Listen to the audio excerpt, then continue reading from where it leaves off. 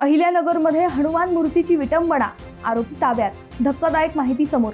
अहिल्यानगर तालुक्यातील सारोळा बद्दी गाव येथील अचानकवाडी भागातील हनुमान मंदिरातील मूर्तीवर हिरवा गुलाल असल्याची बातमी पसरली. पाहता पाहता गाव जमा झालं आणि पोलिसांचीही धावपळ सुरू झाली. अवघ्या काही तासात पोलिसांनी आरोपीस ताब्यात घेतले आणि वेगळेच धक्कादायक सत्य समोर आले. त्याचं झालं असं, दिनांक 7 एप्रिल रोजी दुपारनंतर हनुमान मूर्ती विटंबनेची घटना समोर आली. गावकऱ्यांनी रास्ता रोको केला. पोलिसांनी तात्काळ कारवाई करत आरोपी ताब्यात घेतला. हे कृत्य मनोरुग्ण व्यक्तीने केल्याचे समोर आले. API प्रल्हाद गीते यांनी सांगितले, या मनोरुग्णाने मंदिरातील विविध रंगाच्या रांगोळ्या एकत्र करत मूर्तीवर टाकल्या. त्यामुळे त्यास हिरवट रंग आला.